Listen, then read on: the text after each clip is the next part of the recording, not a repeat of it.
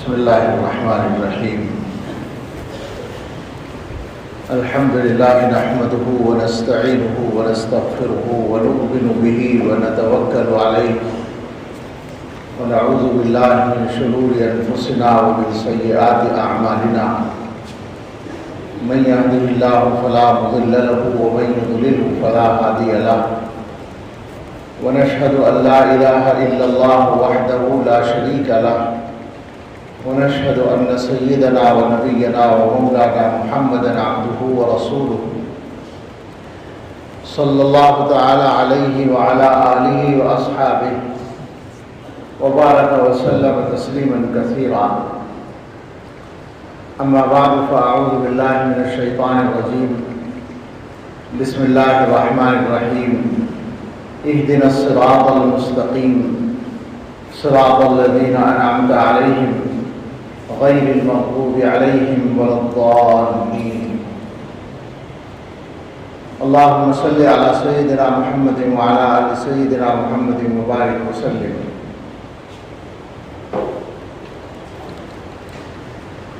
مناظرہ اور اس کا فیصلہ اور اس کے بعد اس سلسلے میں رہنما کچھ اصولی باتیں حضرت مولانا توحید صاحب زندہ مجدوم نے جو فرمائی، اور اس سب سے پہلے حضرت محتمم صاحب دامت برکاتہم کے ارشادات جو میں نہیں سن سکا وہ آپ نے سنے۔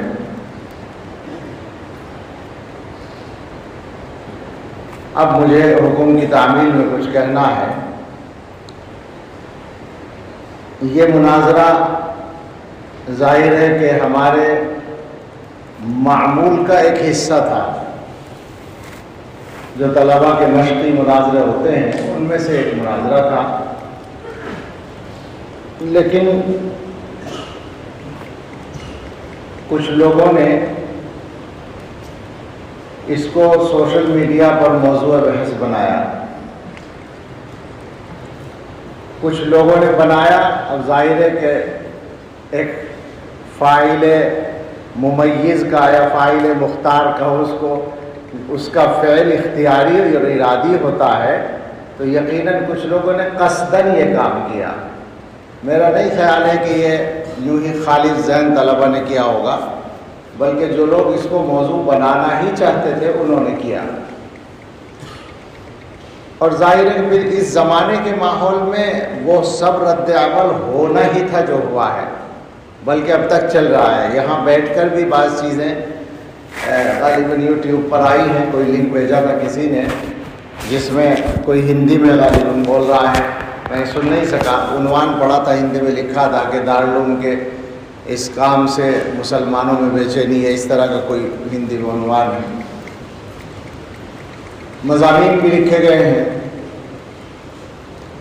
تو اس سلسلے میں بہت سادہ سی بات یہی ہے کہ کوئی نیا کام نہیں ہوا، سوشل میڈیا پر آنے کی وجہ سے موضوع بحث بن گیا۔ دارالعلوم کی یہ پالیسی نہیں ہے کہ وہ بے موقع مسائل چھیڑے یا ابھارے، بالکل نہیں ہے۔ اور لوگ دارالعلوم کو یہ سمجھانے کی کوشش کر رہے ہیں کہ ملت کن حالات کا شکار ہے، ان حالات میں ہم کن مسائل میں الجھے ہوئے ہیں، تو معاف فرمائیں، یہ بات آپ سمجھانے والے حضرات جتنا سمجھتے ہوں گے ہم بھی سمجھتے ہیں، اس کے علاوہ بھی ہم کچھ سمجھتے ہیں،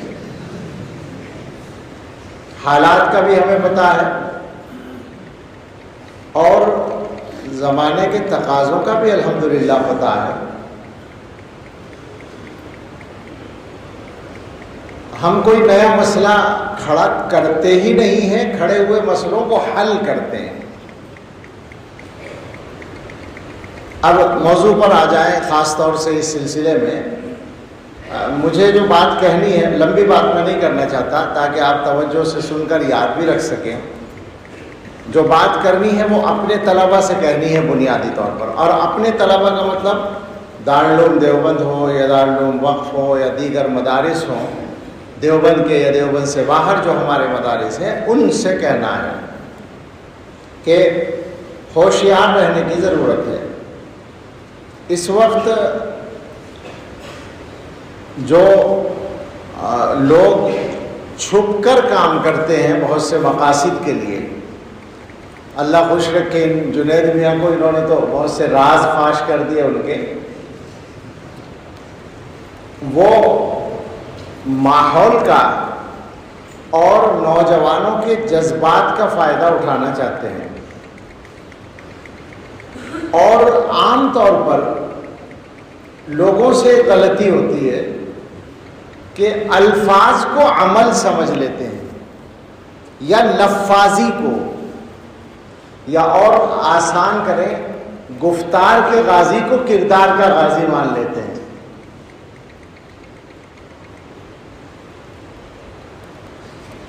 دو باتیں بطور مثال سمجھی جائیں۔ میں کوئی جماعت اسلامی کے لوگوں کے بارے میں کوئی بات نہیں کرنا چاہتا، جماعت اسلامی سے تعلق رکھنے والے جو لوگ ہیں، جو حضرات ہیں، ذاتی طور پر اچھے لوگ ہیں، کردار کے، اخلاق کے، مزاج کے، جذبات کے بہت اچھے لوگ ہیں۔ میری ان سے ملاقاتیں ہیں، امیر جماعت اسلامی سے بھی، جو موجودہ امیر ہیں ان سے بھی، اور جو ان سے پہلے تھے ان سے بھی، اور جو اور ذمہ داران ہیں ان سے بھی، اور پڑھے لکھے بھی لوگ ہیں، معلومات بھی رکھنے والے ہیں، اور ملی مسائل پہ تعاون کرنے والے لوگ بھی ہیں۔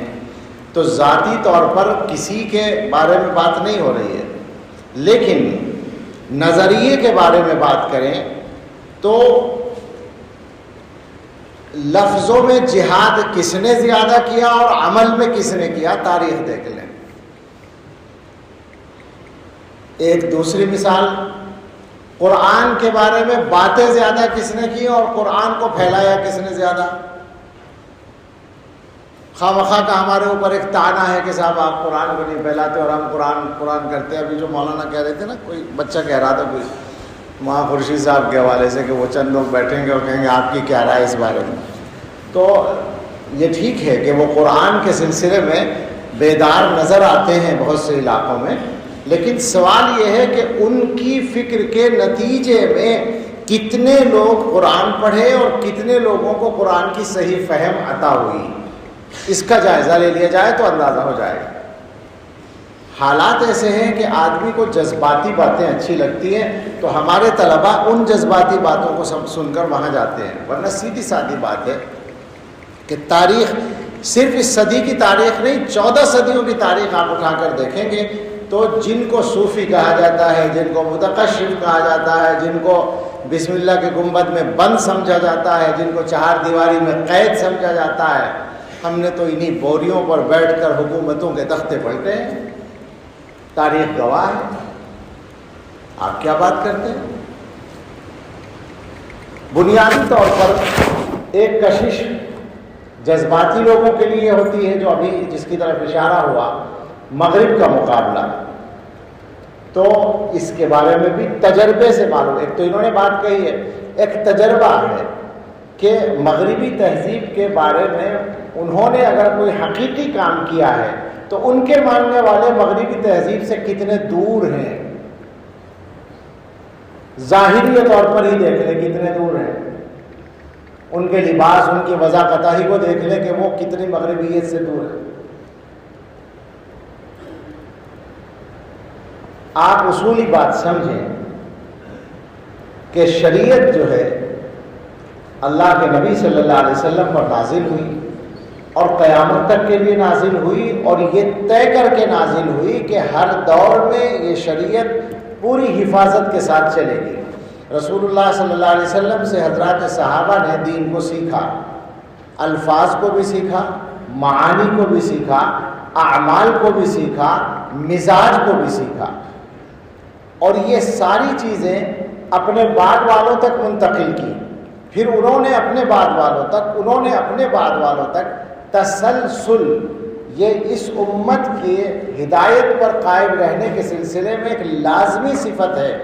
لا تزال طائفۃ من امتی منصورین، مختلف الفاظ سے یہ حدیث آئی ہے، یہ اس کی سب سے مضبوط دلیل ہے، اور لا تجتمع امتی علی الضلالہ الفاظ کے بارے میں کلام ہے، لیکن معنن یہ مضمون بھی صحیح ہے اور اسی حدیث کی بنیاد پر ہے، یہ امت گمراہی پر جمع نہیں ہو سکتی۔ تو بالکل یہ سادہ اصول ہے کہ جس نظریے کو مان کر امت کے ایک بڑے طبقے کو یا کچھ وقفے کو، زمانی وقفے کو گمراہ ماننا لازم آئے، غلطی پر ماننا لازم آئے، وہ نظریہ غلط ہے، یہ پکی بات ہے، یہ اصول ہے۔ یہی وجہ ہے کہ یہاں سے صحابہ تک یا حضور تک چھلانگ لگانے والے جتنے لوگ ہیں وہ سب گمراہ ہو جاتے ہیں۔ اس کی مثالیں موجود ہیں۔ ہمارے غیر مقلد بھائی کیا کرتے ہیں کہ حدیث پہ عمل کرتے ہیں، یعنی گویا کہ مجتہدین کو نہیں مانتے، ان کے مقلدین کو نہیں مانتے، ان کے علماء کو نہیں مانتے۔ تو یہ جو بیچ کا تسلسل ہے اس کو ختم کر دیا، چھلانگ وہاں لگا رہے ہیں، گمراہی ہو رہی ہے۔ اور آج کل ایک تذکرہ بیچ میں آیا تھا، میں نام بھی نہیں لوں گا، موضوع بدل جائے گا، لیکن وہاں بھی یہی غلطی ہو رہی ہے۔ باقاعدہ صحابہ کو پیش کر کے اور صحابہ کے واقعات کی تشریح اپنے انداز سے اور ان سے گویا مسائل اور مزاج کا استنباط اپنے ذوق سے کر کے پیش کیا جا رہا ہے، اور باقاعدہ یہ تعلیم ہو رہی ہے کہ صاحب بزرگوں کے واقعات نہ سناؤ، صحابہ کے واقعات سناؤ۔ ہم صحابہ کے بارے میں جتنے شمشیر برہنہ ہے کون ہوگا، لیکن ہم یہ کہتے ہیں کہ صحابہ کیا کہنا چاہتے ہیں اور صحابہ کا عمل کیا ہے، یہ سمجھنے کے لیے بعد والوں کو تو دیکھنا ہی پڑے گا۔ تسلسل کے بغیر اس امت پہ ہدایت کا قائم رہنا ممکن ہی نہیں ہو سکتا ہے۔ تو ایک بنیادی غلطی تو ان سے یہ ہوئی ہے کہ انہوں نے گویا امت میں ہدایت کے تسلسل کا انکار کر دیا، جو ابھی قرآن کی چار بنیادی اصطلاحوں پر بات ہو رہی تھی۔ اور اس سے بڑی غلطی جو اصل بنیاد ہے وہ یہ ہے کہ انہوں نے قرآن و سنت کے سلسلے میں اجتہاد کو کسی بھی اصول سے آزاد کر دیا۔ سارے ائمہ مجتہدین نے اجتہاد کیا ہے اصول کے تابع ہو کر۔ اصول فقہ جس کو کہا جاتا ہے، حضرت مولانا ریاست علی صاحبی رحمۃ اللہ علیہ سے یہ مضمون سنا گیا، چھوٹا سا حصہ کچھ یاد ہے کہ انہوں نے یہ فرمایا کہ اصول فقہ کی کیا معنی ہے؟ فقیہ یفقہ فقہ کے معنی سمجھنا، تو اصول الفقہ کے اصل معنی ہے سمجھنے کے اصول، یعنی نصوص شریعت کو سمجھنے کے اصول۔ اور یہی اصول کسی بھی آدمی کے کلام کو سمجھنے میں بھی استعمال ہوتے ہیں، یعنی ایک آدمی ایک بات کر رہا ہے اور اس بات کے ضمن میں ایک بات آئی ہے، تو آپ اس ضمن میں آنے والی بات کو اگر وہ صاف لفظوں میں آئی ہے اسے آپ نص تو کہہ سکتے ہیں، عبارت النص نہیں کہہ سکتے۔ عبارت النص وہ ہے جو اصل بات بیان کر رہا ہے، ضمناً جو بات آئی ہے چاہے وہ صراحتاً آئی ہو وہ نص ہے، عبارت النص نہیں ہے۔ تو اللہ کے کلام کو اور اللہ کے رسول صلی اللہ علیہ وسلم کے کلام کو سمجھنے کے لیے بھی کچھ اصول بے حد ضروری تھے جن کو مجتہدین نے شروع سے استعمال کیا۔ ان اصول سے ہٹ کر جو آدمی نصوص کو سمجھنے کی کوشش کرے گا وہ گمراہی کا شکار ہوگا۔ اور مودودی صاحب کا حال تو آپ کو معلوم ہے کہ یہ حدیث صحیح تو ہے مگر عقل میں نہیں آتی، یہ لکھ رکھا ہے، یہ لکھا ہے انہوں نے۔ سبحان اللہ، آپ کون ہوتے ہیں کہ آپ کی عقل میں یاد ہو؟ یہ جو آزادی ہے، نقصان کیا ہوا ہے؟ نقصان یہ ہوا ہے کہ ان کی فکر کو ماننے والے، ایک بات اور، جدید تعلیم یافتہ طبقہ دین کی طرف آیا، یہ بڑا وہ ہے ان کا، بے شک ہے ایک بڑا طبقہ آیا ہے ان کی تعلیم، ان کی تحریروں سے متاثر ہو کر، لیکن اصل دیکھنے کی بات یہ ہے کہ وہ بے دین طبقہ دین کی طرف آیا، لیکن دین کون سا ہے وہ جس کی طرف آیا بیچارہ وہ؟ آپ اس کو پورے صحیح دین کی طرف نہیں لائے، آپ نے اس کو بے دین سے کسی قدر دیندار بنا دیا یا دین سے محبت کرنے والا بنا دیا، لیکن دین کی صحیح فہم اس تک آپ نے نہیں پہنچائی۔ یہ پکی بات ہے بالکل، جس کے جو ان کا بڑا کارنامہ ہے اس کارنامے کا سقم یہ ہے، اس کا نقص ہی ہے کہ انہوں نے دین کی وہ صحیح تشریح نہیں پہنچی، لہٰذا ان کی فکر سے جو طبقہ تیار ہوا اس سب کے اندر آزاد فکری پیدا ہو گئی۔ اور میں آپ سے عرض کر سکتا ہوں بہت معمولی سا بے علم آدمی ہوں، لیکن میں بچپن سے جماعت اسلامی کے اتار چڑھاؤ کا مطالعہ اور مشاہدہ کر رہا ہوں۔ میرا جو وطن ہے چھوٹا سا قصبہ ہے بجنور کا سہس پور، میرے والد صاحب رحمۃ اللہ علیہ مولانا سعید صاحب رحمہ اللہ، وہ وہاں کی گویا سب سے بڑی دینی شخصیت تھے، اور اتفاق یہ کہ تقریباً 50 برس پہلے سہس پور میں جماعت اسلامی کی شاخ قائم ہو گئی تھی باقاعدہ، اور ان میں بعض رشتہ دار بھی تھے، تو ان سے رٹاکا چلتا تھا والد صاحب کا۔ اور یہاں گنگو میں حکیم حضرت گنگوئی رحمۃ اللہ علیہ کے پوتے حضرت حکیم ننو میاں صاحب رحمۃ اللہ علیہ تھے، ان کا جب مودودی صاحب سے براہ راست تحریری مباحثہ ہوا تھا، اور اس میں وہ اجتماع گنگو وغیرہ میں ان کی تحریریں بھی مل جائیں گی، تو ان سے والد صاحب کا بہت قریبی تعلق تھا، اور دونوں کا کتابوں کا تبادلہ بھی چلتا تھا رد مودودیت کے موضوع پر۔ وہاں حکیم صاحب کے پاس کوئی نئی کتاب آتی تھی تو ادھر بھیجتے تھے، وہاں آتی تھی والد صاحب ان کو بھیجتے تھے ہمارے ذریعے سے، ہم گنگوں میں پڑھتے تھے اس زمانے میں۔ تو اسی زمانے میں حکیم صاحب نے مجھے ایک اخبار دکھایا، یہ بات ہوگی میرا خیال ہے 1981-82 کے، میں 12-14 سال کا 13 سال کا تھا، اور حکیم صاحب کے یہاں میں جاتا تھا، والد صاحب کی نسبت سے وہ محبت کرتے تھے۔ تو انہوں نے فرمایا کہ دیکھو ابھی چند سال پہلے 1979 میں مودودی صاحب کا انتقال ہوا، مجھے یاد ہے وہ بھی، تو وہ گئے تھے علاج کے لیے امریکہ، اور 1979 ہی میں ایران کا انقلاب آیا تھا، تو وہاں جاتے ہوئے ان سے کسی نے انٹرویو لیا تھا، ایرانی انقلاب کے بارے میں بھی ایک سوال تھا، تو حکیم صاحب نے اخبار دکھایا، اس میں صاف لفظوں میں بلکہ جلی حروف میں چھپا ہوا تھا کہ مودودی صاحب نے فرمایا ایران کا انقلاب میرے دل کی دھڑکن ہے۔ یہ الفاظ بالکل ایسے ہی مجھے ابھی بھی یاد ہیں جیسے میں نے ابھی دیکھے ہوں۔ تو ان کی فکر سے جو طبقہ تیار ہوا ہے وہ آزاد فکر طبقہ تیار ہوا۔ میں یہ کہہ رہا تھا کہ اس 40-45 سال کے عرصے میں جو میں نے سمجھتے ہوئے اس جماعت کو دیکھا ہے، تو غیر مقلدیت کو کھاد اسی فکر سے ملا ہے۔ جب آزاد ہو جائے گا آدمی تو وہ کہاں رکے گا اس کی کوئی گارنٹی نہیں ہے۔ اچھا، مودودی صاحب کے حد تک تقید ہے۔ ہمارے مفتی راشد صاحب جی کا مجدور ایک دفعہ کہہ رہے تھے کہ انہوں نے جماعت اسلامی کے ایک آدمی سے کہا کہ بھائی جماعت اسلامی کے لوگوں میں جو ہے وہ شخصیت پرستی بہت ہے۔ تو اس نے کہا یہ کیسے ہو سکتا ہے، وہ تو شخصیت کی پرستی کے پیچھے لٹ لیے پھرتے ہیں ان کے خیال میں۔ تو مولانا نے کہا کہ نہیں، میرا خیال ایسا ہی ہے کہ کیوں، کہ یہ بتائیے کہ آپ قرآن کی تفسیر پڑھتے ہیں؟ جی بالکل پڑھتے ہیں، تو قرآن کی تفسیر مستقل پڑھتے ہیں۔ کہا آپ کے گھر میں کون کون سی تفاسیر ہے قرآن کی؟ تو ایک ہی تفسیر ہے، تفہیم القرآن، اس کے علاوہ تو نہیں۔ ان سے پوچھا کہ آپ فقہ کی کوئی کتاب پڑھتے ہیں؟ تو مودودی صاحب کی یہ سب جو مسائل وغیرہ پر انہوں نے لکھی ہیں۔ آپ سیرت کی کوئی کتاب پڑھتے ہیں؟ تو وہ سیرت کی کتاب جو مودودی صاحب نے لکھی ہے۔ وہ چند موضوعات پر مفتی صاحب نے اس سے پوچھا، پتہ چلا کہ سب مودودی صاحب کی ہیں، تو انہوں نے کہا یہی تو شخصیت پرستی ہے، ہم تو اس کے قائل نہیں، ہم تو سب کو پڑھتے ہیں، سارے اکابر کو، سارے بڑے علماء کو پڑھتے ہیں۔ تو ان کے حد تک تو تقید ہے، لیکن اسی مزاج نے ان کو آزاد کیا ہے۔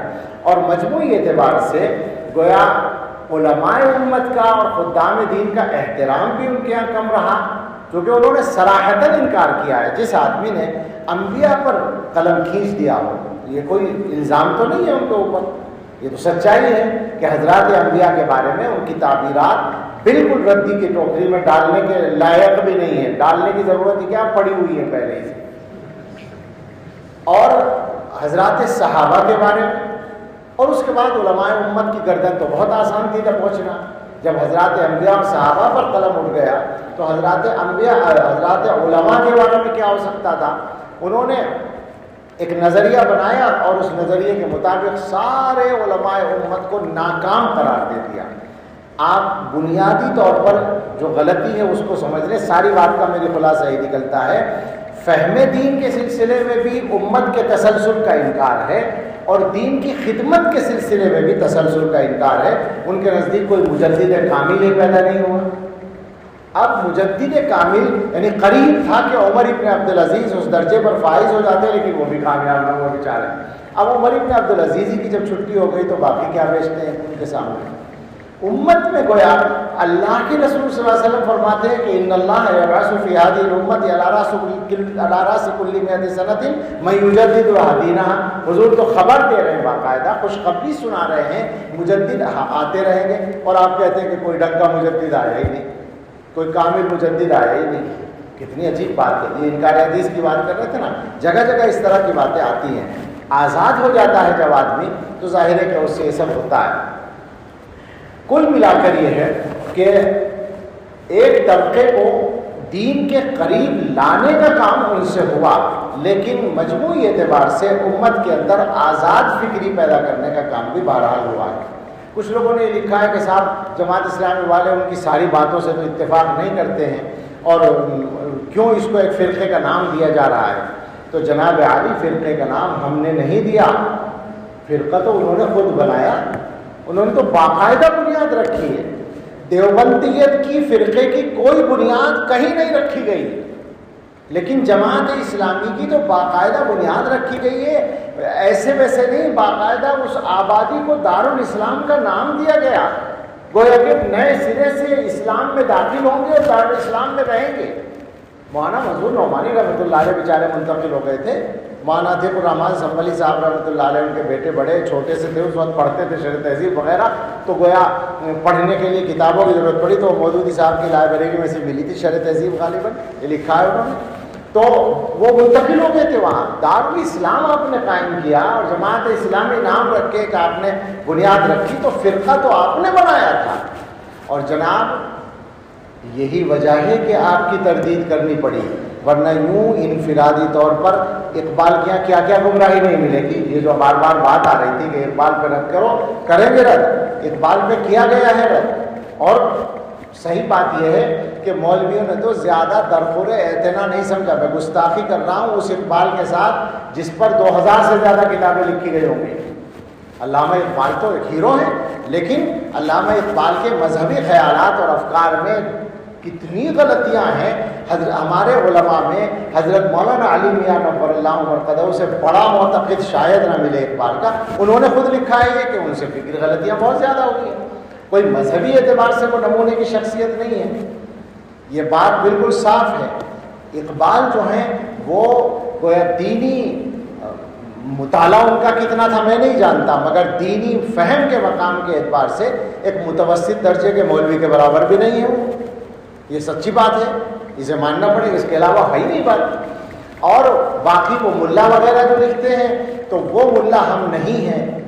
وہ ملا وہ ہیں جو اقبال کے چاروں طرف پھیلے ہوئے تھے.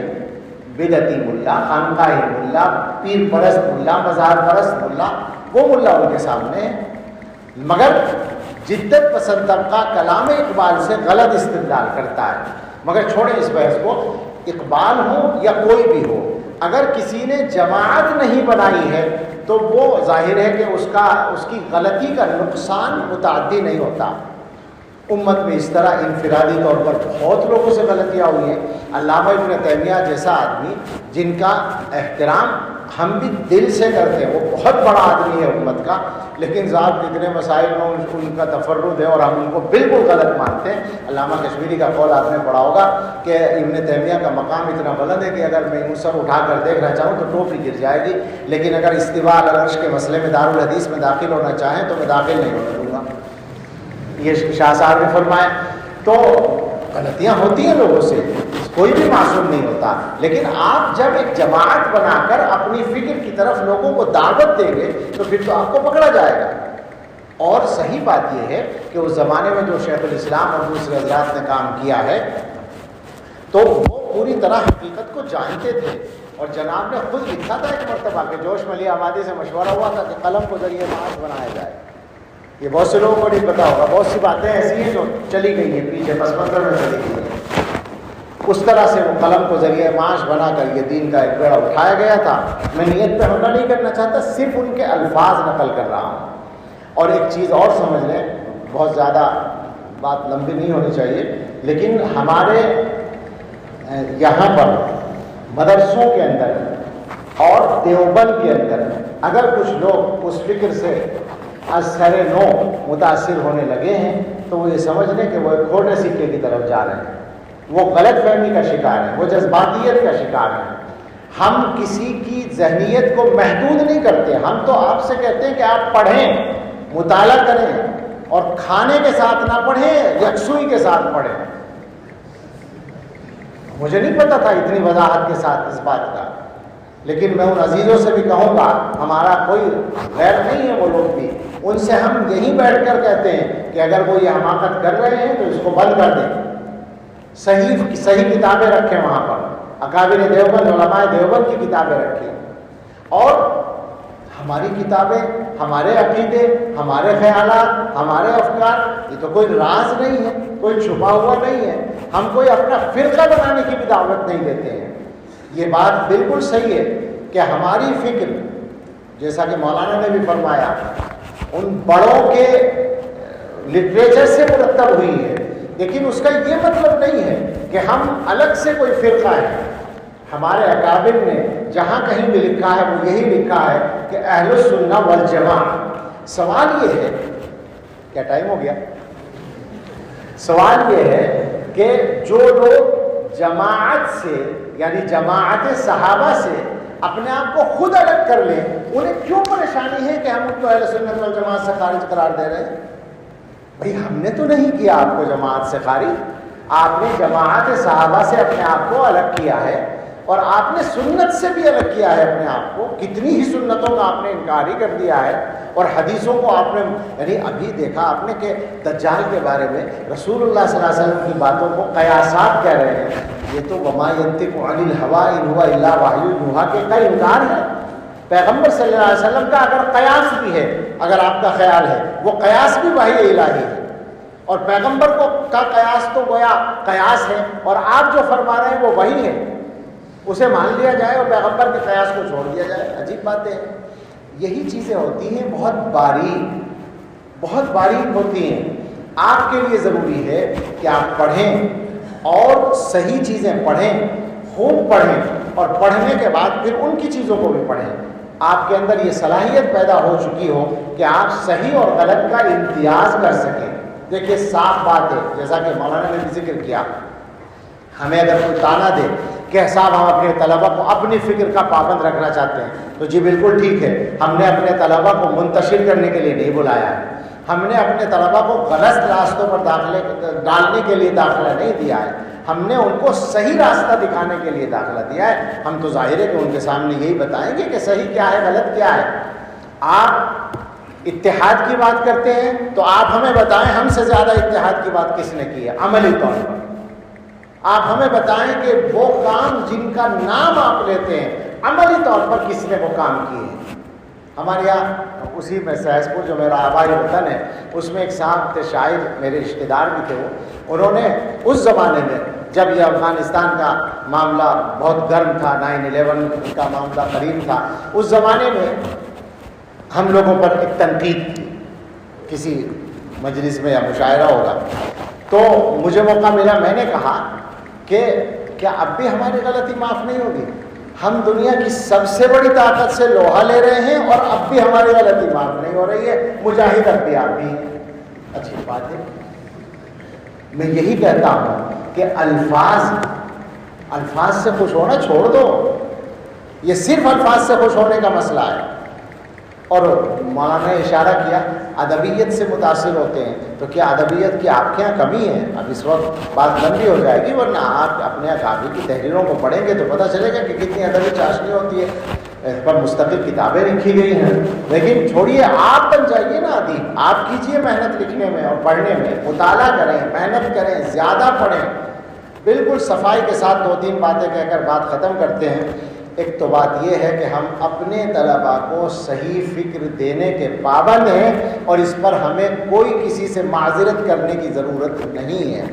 دوسری بات یہ ہے کہ جماعت اسلامی کے لوگ ذاتی طور پر بہت اچھے بالکل ہو سکتے ہیں اور ہیں اپنی جگہ، لیکن جو ان کی فکری غلطیاں ہیں وہ بھی اپنی جگہ ہیں، اور ان کو غلط کہنے سے ہم باز نہیں رہ سکتے، یہ ہماری ذمہ داری اور مجبوری ہے۔ اور ہمارے سامنے جو راستہ ہمارے بڑوں نے چھوڑا ہے، ہم جانتے ہیں کہ آج کا کوئی بڑے سے بڑا مفکر ان حضرات کے رسوخ فی العلم کا پاسنگ نہیں ہو سکتا، لہذا ہم حضرت قاسم نانوتوی، حضرت گنگوہی، حضرت شیخ الہند، حضرت سہارنپوری، حضرت تھانوی، حضرت مدنی، حضرت علامہ کشمیری، حضرت مفتی کفایت اللہ اور ان حضرات اور حضرت حکیم الاسلام، ان کے راستے کو ہم چھوڑنے کے لیے تیار نہیں ہیں، چاہے کوئی بھی چھوڑنے کے لیے تیار ہو جائے۔ میرا آپ مفہوم اگر سمجھ رہے ہو تو سمجھ لیں، اور جہاں پہنچنی چاہیے بات وہاں پہنچ جائے۔ سب کو یاد رکھنی چاہیے یہ بات کہ آپ اگر قاسمی ہیں اور آپ اگر نسبت رکھتے ہیں اکابر دیوبند سے، تو ان کی فکر پر آپ کو رہنا پڑے گا۔ ہم اس فکر سے ہٹنے کے لیے تیار نہیں ہیں، اسی پر جینا اور اسی پر مرنا چاہتے ہیں، اس لیے کہ ہم اسی کو ہدایت کا راستہ سمجھتے ہیں۔ باقی ہم بے وجہ مسائل کھڑے بالکل نہیں کرنا چاہتے۔ یہ سوشل میڈیا پر قصداً چھیڑا گیا تاکہ ہمیں مطمون کیا جا سکے، میں تو یہی سمجھ رہا ہوں۔ باقی اللہ معاف کرے، کسی نے کیا کیا اللہ تعالیٰ حقیقت جانتا ہے، لیکن جو طریقہ اختیار کیا گیا ہے، سوال یہ ہے کہ اگر ایک مناظرہ ہو رہا تھا جیسا کہ مستقل ہوتا رہتا ہے، معمول کا ایک حصہ تھا، تو آپ نے سوشل میڈیا پر طوفان کھڑا کر کے آپ نے اتحاد کو ختم کیا یا ہم نے کیا؟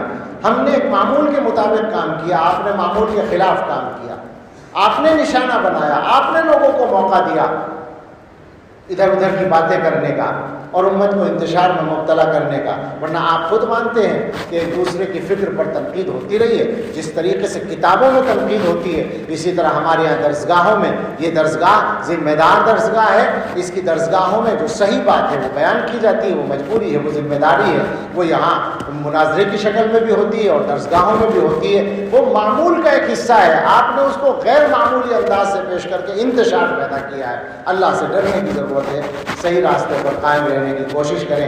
اللہ ہم سب کو ہدایت پر استقامت نصیب فرمائے، آمین۔ وآخر دعوانا الحمدللہ رب العالمین۔ میرے خیال سے